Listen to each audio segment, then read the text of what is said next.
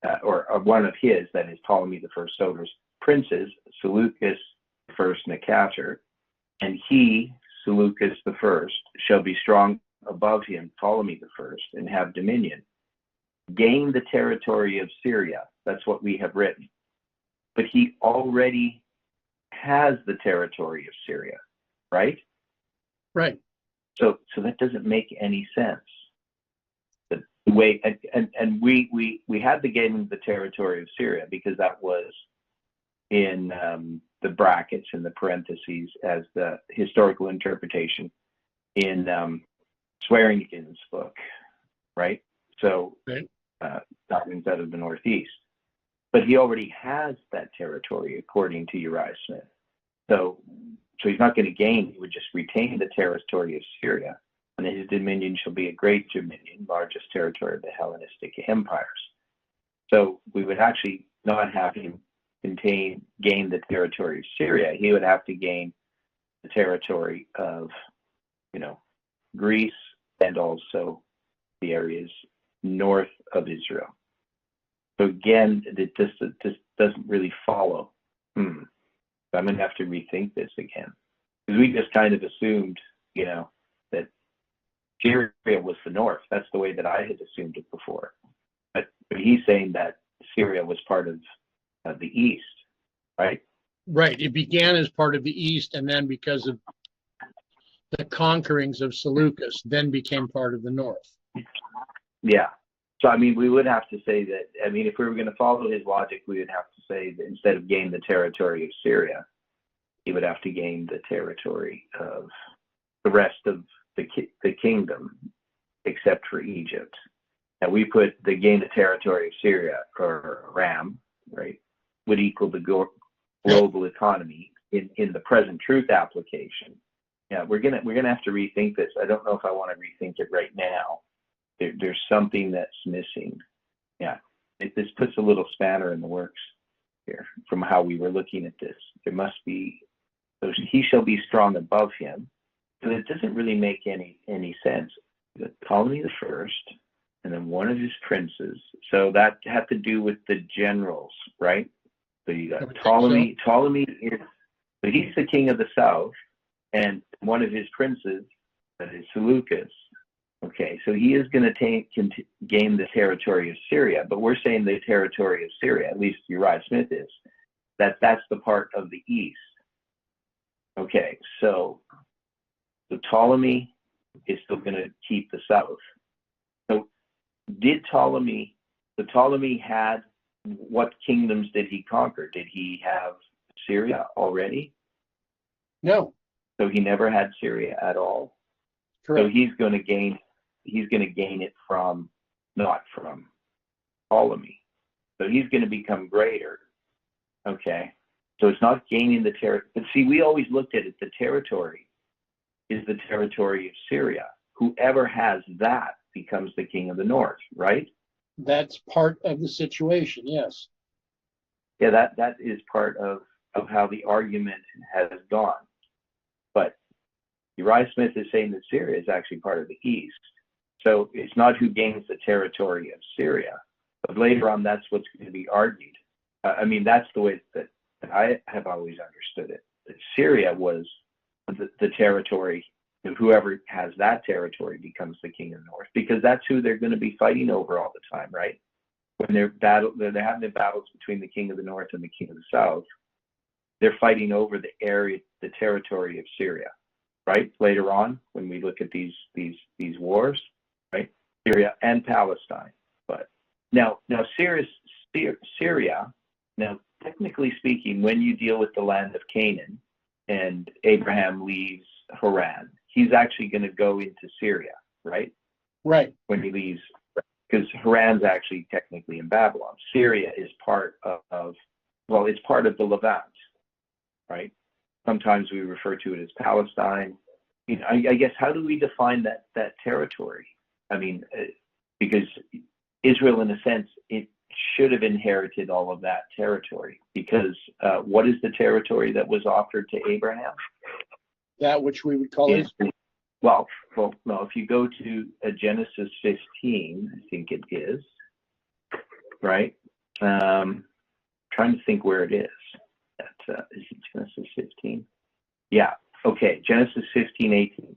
On the same day, the Lord made a covenant with Abram, saying, "Unto thy seed have I given this land, from the river of Egypt unto the great river, the river Euphrates." So technically speaking, if we look at the river Euphrates and we look at the river of Egypt, that's, if he gets that land, he's actually promised the land of Syria as well, right?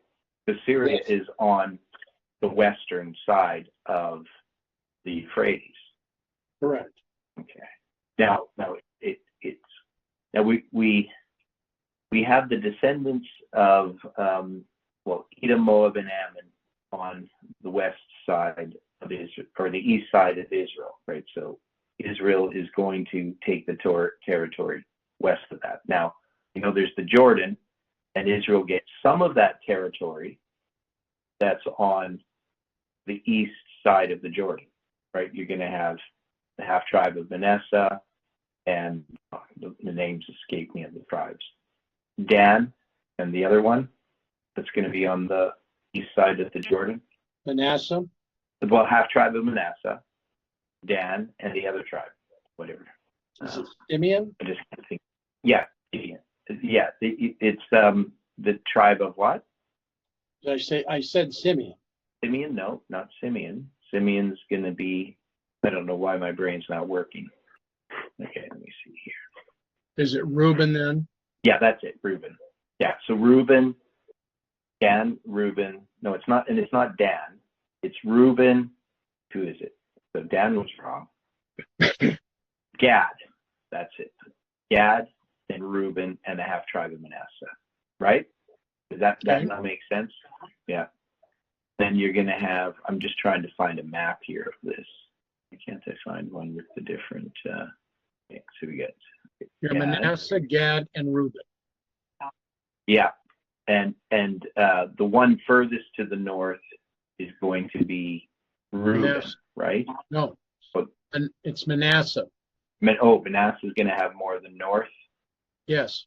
Reuben is going to be further south because it's more toward the land of Moab. Gad is kind of central because it's closer to the land of Ammon. Okay. Yeah. Okay. That makes sense now.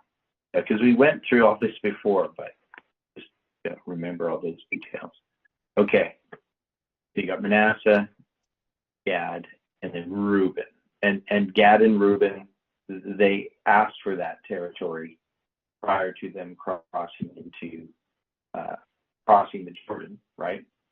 Right. And they are involved in conquering the territory on the west side of the Jordan with the other tribes, and then they come back and obtain their inheritance afterwards, after they conquer the land, right? That's how we understand right. it. Okay, so they do have some of that territory that we would call Jordan and Syria now. And Israel later doesn't, like modern Israel, it doesn't actually have any of that territory anymore.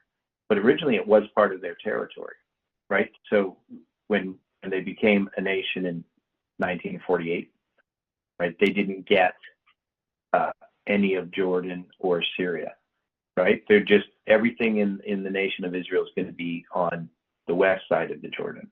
But that wasn't how it originally was. Okay.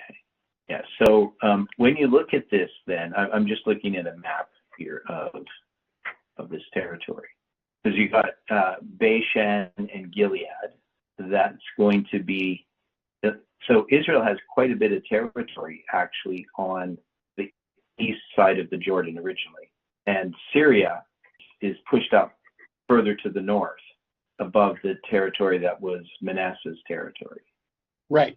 And the kingdom of Jordan, Ammon, and all that area that's now called Jordan. Some of that area of Jordan is occupied by Gad and Reuben. So Israel's actually smaller than the territory that was given it by Abraham, and that was originally conquered by Israel after they left Egypt. So if you look at Syria or Aram, it's actually really to the north, not really to the east. of Israel. Right. Okay.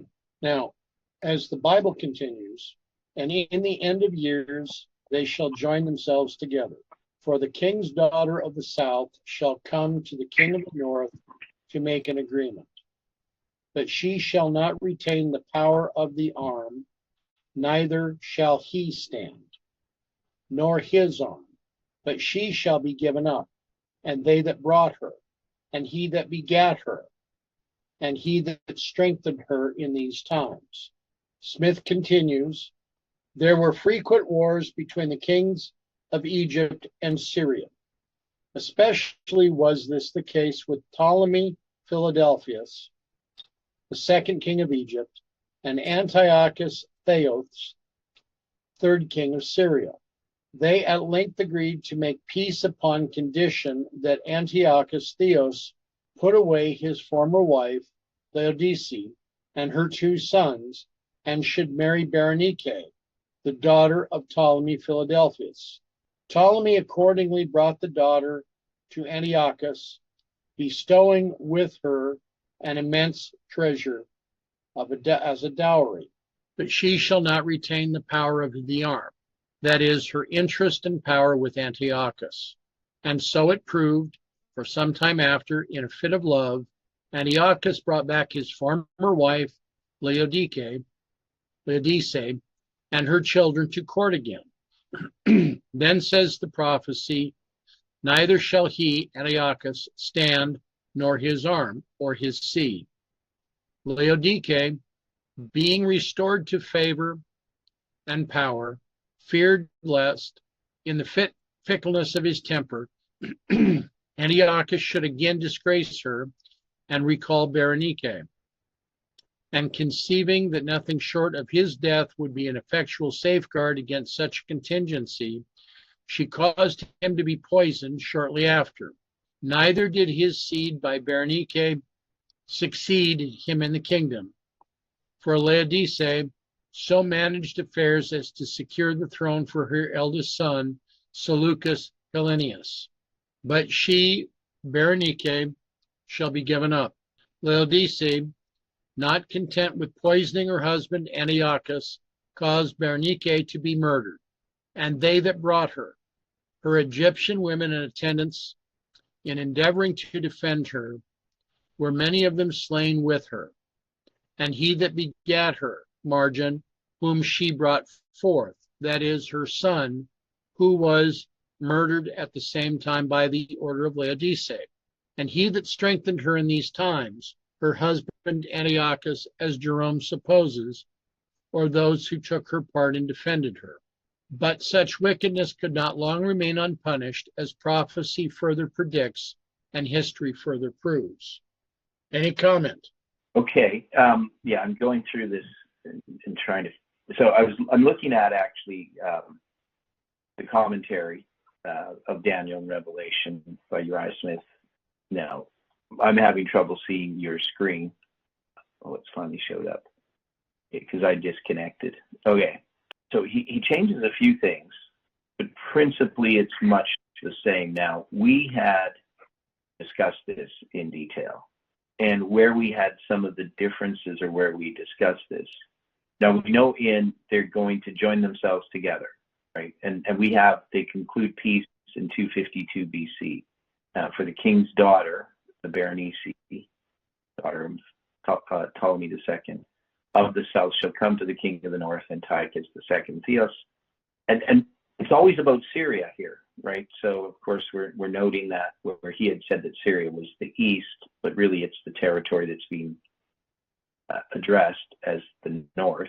But anyway, to make an agreement, so there's this peace through this marriage alliance. But she, Berenice, shall not retain the power of the arm. She loses her position from the former queen Laodice, and the word Laodice means decision of the people. And then neither shall he, that is Antiochus II, stand, because he's going to be assassinated by Laodice, nor his arm, which refers to his military power, but she, Berenice, shall be given up, executed by Laodice, and they that brought her. Now, this is where we had the difference. So there's the ones that brought her, the execution of her attendants also.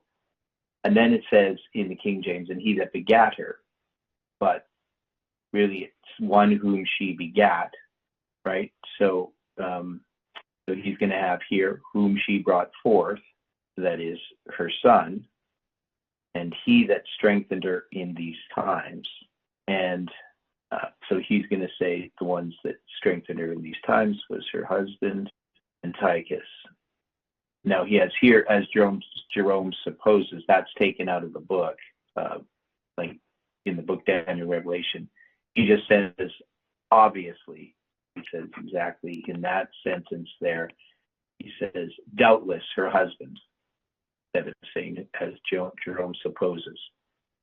So, which is a little stronger to say doubtless her husband. We don't have any doubt, but he says, as Jerome supposes, that's a supposition. But anyway, Antiochus, or those who took her part and defended her. Right? So, I guess maybe that doesn't make sense. Okay, I see what he's doing. Doubtless her husband, right? So he just says her husband, Antiochus, and then as Jerome supposes is or those who took. I'm not sure if as Jerome supposes. No, that must be with Antiochus. Or is Jerome supposing those who took her part and defended her? It's not clear. And anyway, so that was we discussed that for a while before. But anyway, the main thing I think that we're trying to bring out here is not so much we're not going to look at the present truth application here, just this historic application. But the issue here becomes they're fighting over this territory of Syria, right? That Correct. And Syria is to the north, not to the east. So, but initially, Syria is going to be part of the eastern division of Alexander's kingdom. So, if we get this straight, I know we keep belaboring this point and looking at it, but the idea that it's the king of the north really has to do with containing or obtaining the kingdom of Syria. Initially, when in the initial application, the kingdom of the north is Syria. Syria is not part of the east. So, but initially, the eastern kingdom has Syria. So it's not called the kingdom of the north because it has the kingdom of Syria. Right? That's what we're deciding. Right. Because initially, part that has the kingdom of Syria is actually the east. Now it's going to become the king, like literally, but it is actually the king of the north because the east actually has Syria, but it's the king of the north because it has Syria, not because it is the eastern kingdom, but it's still called the king of the north. Is that making sense? Is anybody confused? It's just his original reasoning is faulty in the sense of north, south, east, and west. But it is true that whoever has Syria is the king of the north. That's probably why I understand that. I understand. Okay, good. Because I'm having a hard time thinking here this morning. I guess I'm a little tired. Smith's position as it is just a little bit convoluted. Well, he has a logic there that he's not consistent with. Right. Yeah, but you can easily just slip over it and not notice it if you don't pay attention. Okay. Now, this is the end of this part of his articles. Now we've got another one to go to. So here, published on the 10th of January of 1871, we come in and he starts with the first three verses or the next three verses of Daniel 11. But out of a branch of her roots shall one stand up in his estate, which shall come with an army, and shall enter into the fortress of the king of the north, and shall deal against them, and shall prevail, and shall also carry captives into Egypt their gods, and their princes, and with their precious vessels of silver and gold. And he shall continue more years than the king of the north. So the king of the south shall come into his kingdom, and shall return to his own land. The branch out of the same root with Berenike was her brother Ptolemy Euergetes. He had no sooner succeeded his father, Ptolemy Philadelphus, in the kingdom of Egypt than, burning to avenge the death of his sister, Berenike, he raised an immense army and invaded the territory of the king of the north, that is, of Seleucus, who with his mother, Laodice, reigned in Syria. And he prevailed against them, even to the conquering of Syria, Cilicia, and the upper parts of the Euphrates, and almost all of Asia. But hearing that a sedition was raised in Egypt, requiring his return home, he plundered the kingdom of the Solomons, took 40,000 talents of silver and precious vessels, and 2,500 images of the gods. Among these were the images which Cambyses had formerly taken from Egypt and carried into Persia. The Egyptians, being wholly given to idolatry, bestowed upon Ptolemy the title of Euergetes, or the benefactor, as a compliment for his having thus, after many years, restored their captive gods. Yeah, so that word there, Solonins, that's just a typo, because it's Seleucus. Okay. I don't know, just somehow, probably the print wasn't good, and so in interpreting the text. Okay. So that's good. Seleucus in the original. Okay. They actually have here Seleucus Callinicus. How they get Euseleucus. Okay. Sorry. Euseleucus. There's no in there. Okay. Okay. So I mean, we don't really have problems with his interpretation of this, though. Just. Okay. So in this situation, according to Bishop Newton, is Jerome's account extracted from ancient historians. But there are authors still extant, he says, who confirm several of the same particulars.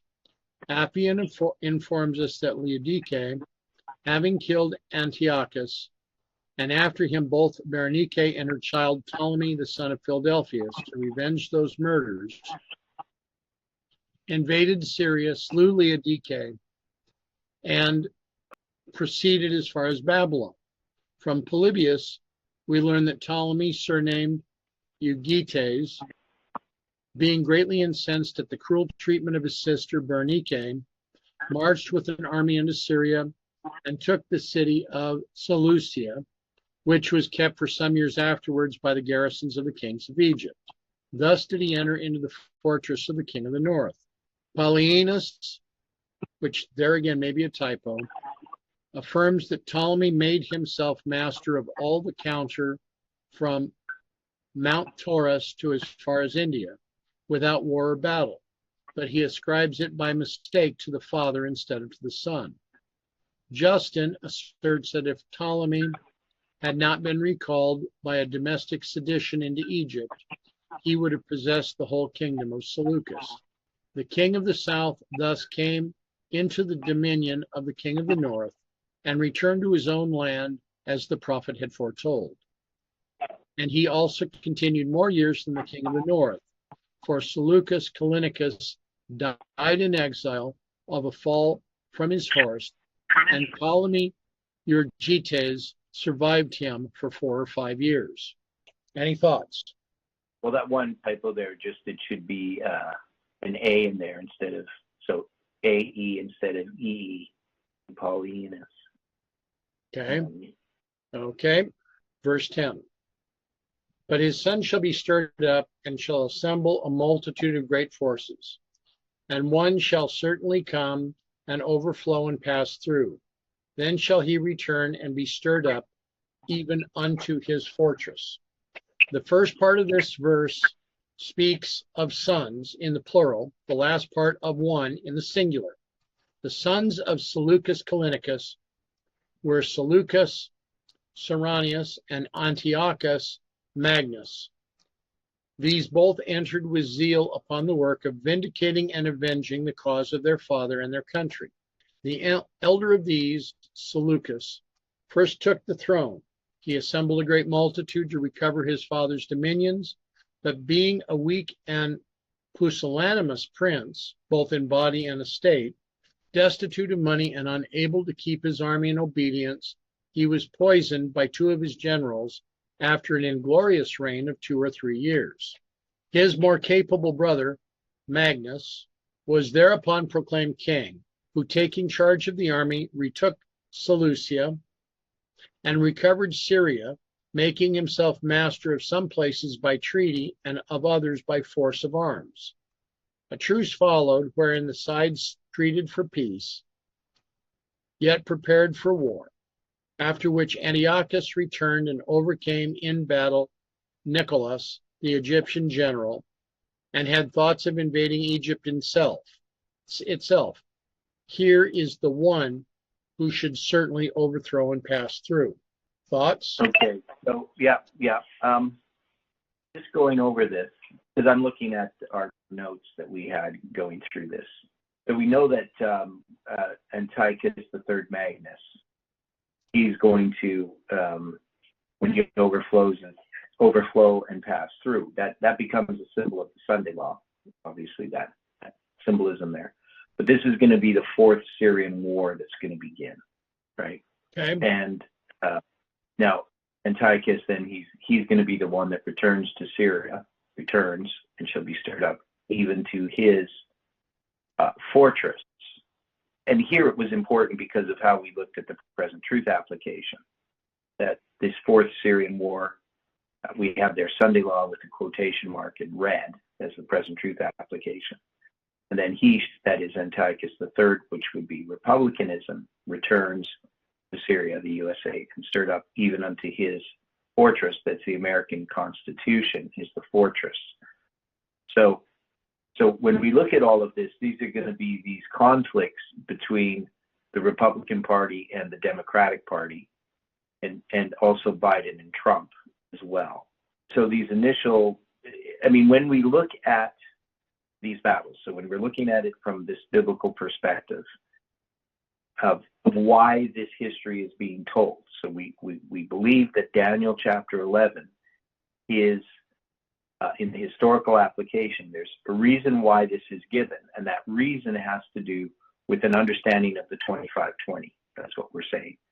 And then we're having this period of division of the Greek Empire, and it's not particularly addressing Israel, right? This is about battles in Syria, or over the territory of Syria initially, and then battles between Egypt and Syria. Now, Israel's involved in the sense that it's kind of caught in the middle between these two places. But the reason that we have these battles of the king of the north and the king of the south, we now understand, is because they're going to be typical, right? Right. That is, these battles of the king of the north and the king of the south don't really matter in the context of Israel, except that they have this typical nature. So that's the only reason why this north and south battles are represented. Obviously, we can look at the book of Daniel and we can see that it fulfills history. So it's setting up something, but the battles themselves aren't addressing God's people, right? Israel's in between that, but these aren't battles between these kingdoms and the land of Israel. So it's only the typical nature of these battles that matter. And then that's going to matter with the typical nature of that when we get to the antitype. And the antitype of these battles between the king of the north and the king of the south are when we get to Daniel 11, verse 40. So there's this major difference between how we're looking at Daniel chapter 11 than how Uriah Smith is looking at it. And if we were to follow his logic, that is, if we're going to just think that this is about battles between the king of the north and the king of the south, and he's going to continue following that up in his interpretation of Daniel 11, beginning with verse 36, where he differs by saying that that's going to be France that's introduced. It becomes really a very different prophecy. And and it doesn't really follow that we should. It's almost a type of preterism, right? Instead of a historicism, right? That you're looking for. Now he avoids, having Antiochus Epiphanes fulfilling some of the prophecy that we understand is the papacy that's dealing with Rome, right? He's going to agree with us there, but really he's retaining some of the ideas of preterism. That is, that you have to have it consistent with this historical application, that this was history that was fulfilled. And it doesn't really make sense to jump to our time at all, right? If he was internally consistent, there would be no reference to our time, right? It's like he's borrowing some things from, the Antiochus Epiphanes view, but trying to retain some ideas from the historicist interpretation of prophecy, right? Because preterism is where you're going to say all of this is fulfilled in the past. But he's actually setting himself up to be inconsistent when he tries to move this into Millerite history, to make the time at the end to be, you understand what I'm saying? So when he says the time at the end is 1798 later on, well, that's actually inconsistent with how he's been setting this up. And of course, he's not the one that did it. It's Alexander Keith that does it. So Alexander Keith is the one that's been inconsistent. But Uriah Smith falls into that pattern. Is that making sense to people? I mean, I'm just getting my mind around it myself. So, in a lot of this, that Smith is relying upon Keith is indirectly, of course.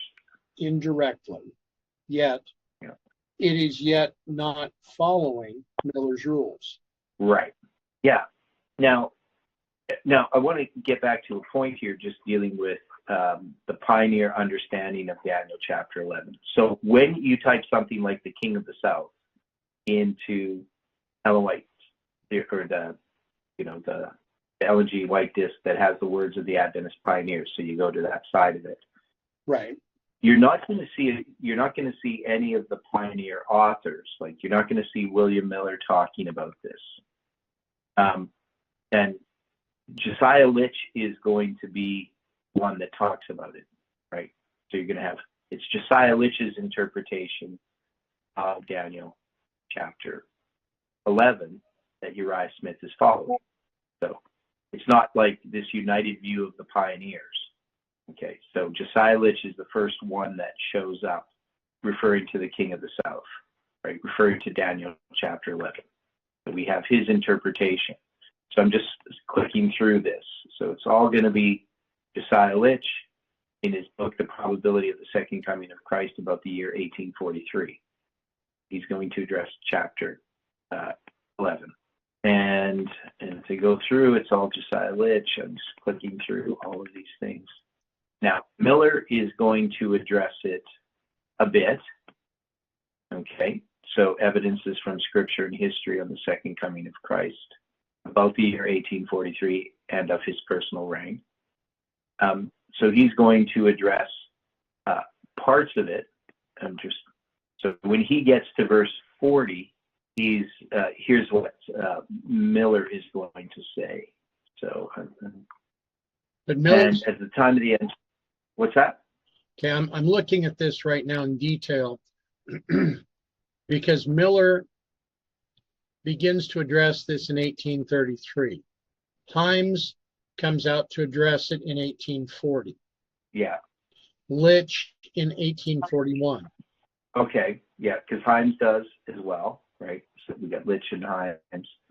But as far as when you get to verse 40, when you get to Miller, he's going to say, and at the time of the end shall the king of the south push at him, and the king of the north shall come against him like a whirlwind, with chariots, with horsemen, and many ships, etc. It will be necessary for the reader to observe and for me to remark in this place that the inspired writers in their descriptions of kingdoms or principal governments use the pronouns he or him instead of naming them, as in the preceding description of Antichrist, as Paul uses in 2 Thessalonians 2, verse 7. Many other places might be named. Therefore, I understand the pronouns in the above named 40th verse and those following in the chapter to refer to the same kingdom or principal ruler of said kingdom, and that the angel has reference to the principal kingdom of the 10 kingdoms into which the Roman was divided when Antichrist arose. So he has the him as being the Antichrist of 2 Thessalonians chapter 2, right? So if we're going to take Miller's view, it's not going to agree with Uriah Smith's view, but it is not quite exactly the same as our view either, right? So he's going to have the king of the south being Spain, pushing it for France, and the king of the north, Great Britain, shall come against France like a whirlwind. So he's kind of getting Miller's doesn't make any sense either. Well, as I'm right? looking, so he has quite a different view. So he's going to have France in there as well, but he's not going to have right. So when he has the king that does according to his will, he's going to have this as being the papacy, right? So he's not going to go back in verse 36. He's not going to have this power that exalts itself above every god. He's not going to have it being France, as Uriah Smith does. So he's still going to have this as being the papacy. But he's just going to have it. He's not going to have him being the king of the north. That's all. That's the difference. Does that make sense? So he's going to still have that. We're going to have this. Let me see. If we go back here, I want to read this just so that we can see clearly that there isn't this united view that the pioneers had, and that Miller did not have this view that Joshua V. Himes had and Josiah Litch had. So in verse 36 it says, "And the king shall do according to his will, right? Shall exalt himself, etc." The king spoken of in this verse is the little horn, in allusion to the papal power which should exalt himself, sitting in the place of God above all the heathen gods, and even oppose the God of gods by dispensing with his laws, and claim the prerogative of making new laws for his kingdom. And also Antichrist would prosper until the indignation be accomplished, or judgment of the great day, right? So he doesn't understand the indignation properly for some reason. Anyway, neither shall he regard the God of his fathers, nor the desire of women, right? So he says that he, as papal Rome, would not regard the pagan gods and would forbid to marry, nor regard the Christian God, but would exalt himself above all that is called God. It says, see 2 Thessalonians 2, verse 4. And then in verse 38, but in his estate shall he honor the God of forces, and the God whom his fathers knew not shall he honor with gold, silver, and precious stones and pleasant things. Papacy erects her images of pictures of saints and adorns them with precious stone set in gold and silver, which things the fathers were commanded not to worship, and which things neither the Jews, Christians, nor pagans had ever before worshipped. Verse 39, thus shall he do in the most strongholds with a strange God, whom he shall acknowledge and increase with glory, and shall cause them to rule over many, and shall divide the land for gain. Truly, it is a strange God to set up in the most public places images adorned with jewels, etc., for the populace to bow down and worship. But it is a well-known fact that in all countries where the power of the papacy is felt, these images are placed in the corners of the streets and all public places, and worship is rendered by every passing votary. And it is also true that Pope has sold kingdoms and countries and divided the land to fill his coffers with gain. And then verse 40, and at the time of the end, what way may we understand by the time of the end? Understand the end of the 1260 years which Antichrist was to reign over the kings of the earth, and tread the church underfoot, for the end of the power of the character which Gabriel had been describing in the last the four last verses, which year and power ended, as we shall presently show in the year AD 1798. We will follow the angel in his prophecy. And then it continues on verse 40, and at the time of the end shall the king of the south push at him and the king of the north shall come against him like a whirlwind, with chariots and with horsemen, with many ships. Right? So he's going to say, it will be necessary for the reader to observe and for me to remark in this place that the inspired writers, in their descriptions of kingdoms or principal governments, use the pronouns he or him instead of naming them, as in the preceding description of Antichrist, or as Paul uses in 2 Thessalonians 2, verse 7, and many other places might be named. Therefore, understand the pronouns, the above named 40th verse, and those following in the chapter to refer to the same kingdom or principal ruler in said kingdom, and that the angel has reference to the principal kingdom of the 10 horns, into which the Roman was divided when Antichrist arose, which shall hate the whore and shall make her desolate and naked, and shall eat her and burn her with fire. Revelation 17, verse 12 to 16.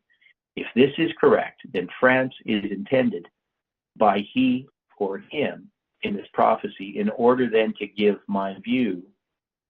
The reader will, if this is correct, then France is intended by he or him in this prophecy, in order that then to give my view.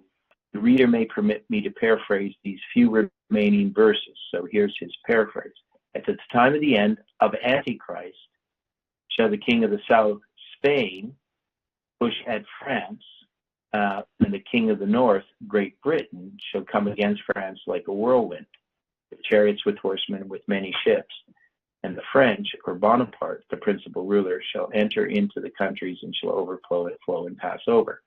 So it doesn't actually make sense what Miller is saying here, because he's arguing that the he and the him should refer to the papacy, but then he just switches midstream, so to speak, and then says the he and the him is France. Does that make sense? The application that Father Miller is making does not make sense. Yeah. You're so quite direct about what is happening here. Yeah. So if he had followed consistently, he would have had, I mean, at the most, he could have had the king of the north and the king of the south coming against the papacy, right? Because the he, at the time of the end, shall the king of the south push at him. Well, he says the him refers to the Antichrist or to the papacy, right? But now he's going to say the king of the south is Spain, but pushes at France. Now, I keep reading this over and trying to figure out why he does that interpretation. So he's trying to argue that refer to the same kingdom or principal ruler in said kingdom. So I guess because France conquers, I think his logic is because France conquers the papacy, France it takes over this power of the papacy, because the papacy has ended. So I guess this would be Miller's logic. The papacy has ended. It's ended by France, right? And since France now takes over the him aspect of what the papacy was, but what Miller hasn't really done is we should have the papacy as the king of the north, right? Because the papacy has conquered that territory earlier on in Daniel chapter 11. So Miller misses this, but it's definitely not the view of Uriah Smith, right? To have Spain as the king of the south, and Miller has here the king of the north being Great Britain, right? So now, we would say, okay, we're going to take the pioneer's view on many things. Now, if we have a view that we say, well, Miller was wrong about this, one is he's not following his rules, but part of it has to do, and when we looked at this in the past, part of the problem had to do with the fact that they're trying to fit this in to present events, the idea that Christ is coming back in 1843, right? So there is no way that Miller could interpret this correctly when you have Christ coming back in 1843, because you have the king of the south pushing at the king of the north, right? Pushing at him. And then we know that the king of the north shall come against him. That's going to be 1989. Now, a question I have then So we know that Christ could have come before this. So all that would mean is that what we had happen in 1989 would have happened earlier, right? Right. That is, it would have been in Adventist history. So we don't know how it would have been fulfilled, but you still would have had to have a second time at the end, right? Correct. After 1844. So all of the things that happened finally in 1989. So you would have had a different power that was the king of the South instead of the Soviet Union, because the Soviet Union would never have formed if Christ had come at the time. Ellen White said that Christ could have come, 1863 or whatever year we want to say that it would have been. So it would have been fulfilled in a different way, but still it would have been the king of the North would have come against the king of the South. So the king of the South would have been a different power than the Soviet Union. So it's hard to say how that would have been fulfilled. What ifs are difficult and big questions, but the if questions. What if it was different? Well, it would have been different. We just don't know how it would have been different, because we've already seen that it's been built into the prophecy that there are these two times of the ends before we even get to verse 40. So all I'm saying is that Miller could not have interpreted this correctly if you have Christ coming back in 1843. Right? So we know that Miller did miss out many things. Now, Uriah Smith, he's trying to preserve what he calls the pioneer view, right? Or maybe he doesn't call it that, but what he sees as being the pioneer view when he's writing thoughts on Daniel and Revelation. He's not trying to come up with some new interpretation. We see that all through Smith. He's trying to retain what was. He's conservative in that sense, right? He's trying to conserve the view that led us to 1844. But he's not taking into account that, well, one is when we live, right? So he's trying to see, he's taking that account as it was understood by the pioneers, and then he's trying to interpret, because when we look at his new light, let's say, he's going to believe that there's going to be this war with Turkey, right? Right. And that his predictions don't pan out. I've had these discussions on Facebook, and the people who want to retain Uriah Smith's Daniel and Revelation is inspired, and it doesn't pan out. What he predicts is going to happen does not occur. Now they try to say, well, it did occur and it's part of the First World War and so forth. And I've looked at that long ago in the past as well, trying to make sense out of it. So, I mean, there is some truth in it. There is connections to what happens with the fall of Turkey and so forth. But it doesn't result in all of the events that Uriah Smith predicts that are going to be connected with the second coming of Christ. So we know that this interpretation is wrong, that you can't have three powers here, the king of the north, the king of the south, and France. But Miller's is quite a bit different than Uriah Smith. So, yeah, it's kind of interesting. I mean, we don't need to keep dwelling on this wrong interpretation. I mean, because we know what the true interpretation is of verse 40. But we can see that Uriah Smith has missed things, and Miller is going to miss some things as well, right? So it's not like Uriah Smith created these problems. And I guess if you think about it, because we've made this argument regarding the 2520, that it has been hidden, right? And the main problem that Uriah Smith has in interpreting this part of Daniel's last vision, is he doesn't see the 2520. And because he doesn't see the 2520, he doesn't have the answer. Now, this movement is founded upon an understanding of Daniel 11, verse 40 to 45, right? Correct. Now, we had that understanding prior to understanding the 2520, correct? Correct. Okay. Yet, it led us to the understanding of the 2520, correct? Yes.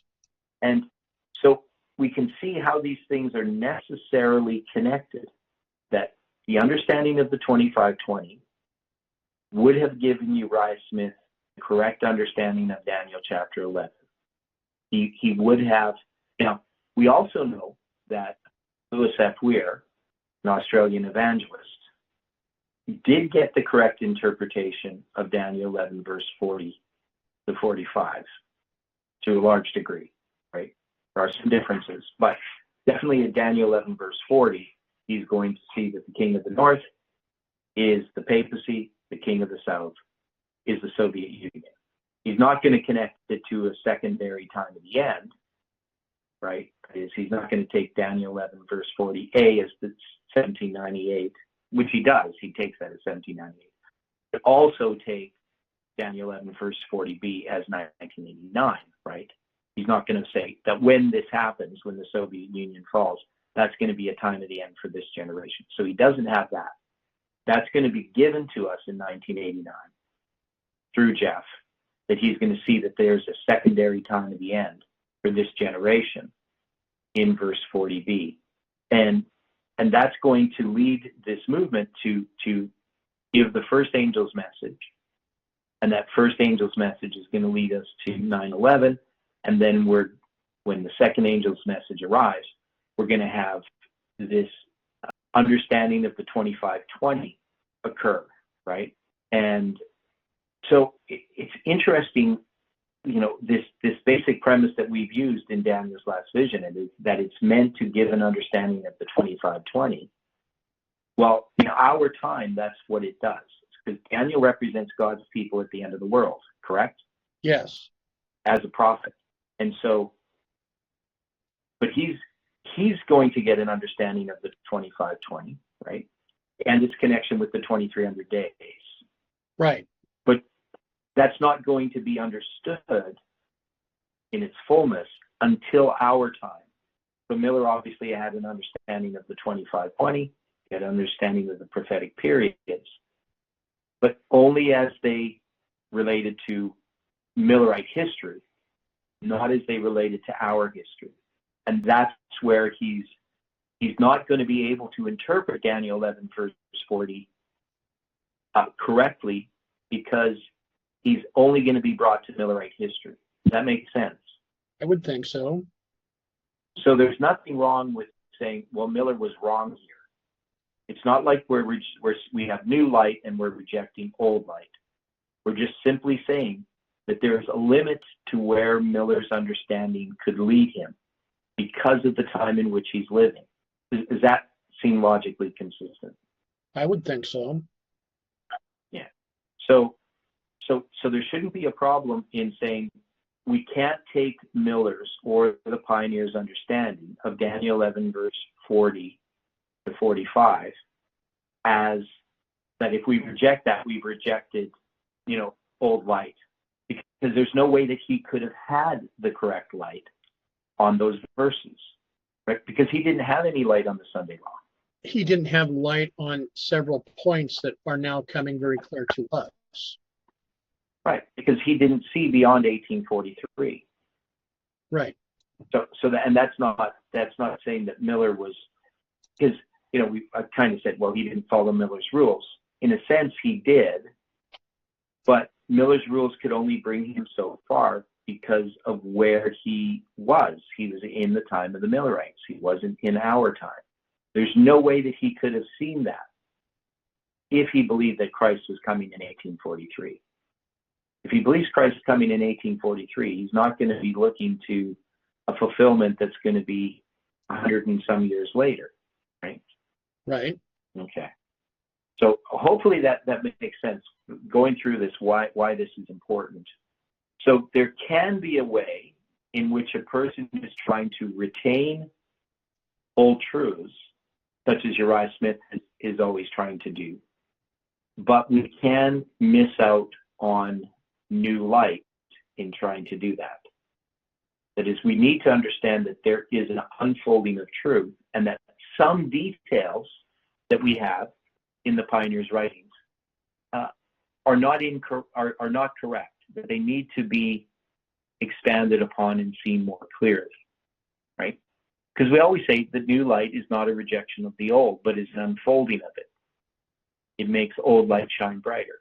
And yet we know that some of the old light has details that obviously cannot be true, right? When James and Ellen White, they recognized that Miller had the correct understanding of prophecy, but he was wrong in interpreting the sanctuary to be the earth that was going to be cleansed. It's not a rejection of old light, right? Where Ellen White isn't saying Miller was wrong, and we're rejecting old light, and we have new light that's rejecting old light. There was an unfolding of light that helped him to see that the earth was not the sanctuary, but it was the heavenly sanctuary that was going to be cleansed at the prophetic periods. But that's consistent, right? It's not inconsistent. I know our time is up, but I think that's the main thing that we would have to gather from this as we look at how do we understand Uriah Smith being incorrect when he's trying to present the pioneer's views. Because there's so many people who just think you have to retain the pioneer's views on everything, even when they're contradicted in the spirit of prophecy. They paint themselves into a corner. Okay. Well, it's like those that would believe that, again, Smith being, quote, inspired, that everything that he's saying needs to be accepted. Yeah, and of course he's not living in our time, and he's making applications of these prophecies to his time, which, obviously we would have to see that these apply to our time. Now, one thing that we don't do is we don't say, the 1335 days, that was fine for their day, but we're going to have a modern application of the 1335, right? We're going to reject all kinds of fulfillments of prophecy. The clear way that we look at this is that these prophetic periods are correct. The 1843 and the 1850 chart are correct. There are things that we didn't see, but what we understand now actually makes the old understanding clearer, right? It doesn't say we were all wrong about, Revelation 9, for instance, which modern Adventism is just thrown away Revelation 9 as having anything to do with Islam, right? Right. And they're going to, or if they are going to apply it to Islam, they're going to apply it directly to Islam. Some futurists will do it that way. But what they're doing is they're rejecting historicism and how historicism unfolds as events are fulfilled, right? That is, until we have a fulfillment of an event, we actually are not going to fully understand it. Even these things connected with the Sunday law and so forth. We know that there's a Sunday law coming, but exactly how that's going to come about is not going to be seen until we get into that time. And now we are in the time of the Sunday law since 9/11, but people were expecting something different, right? So, and we don't have time to go into it. We can get into that tomorrow. But there's some things I want to say, but it's going to take too long. Okay. So, any other comments or questions today? Shall we then close with prayer? Loving Father in heaven, we thank you for this time that we have had to consider Scripture, to wrestle with Scripture, to consider points as they relate to what we are seeing now. Direct us now through this day. Help us so that that which is done may be to your glory. May your will be done. May our lives represent you in all things so that your character, your name is glorified in all that we do. For this we thank you, and for this we praise you. In Jesus' name, amen.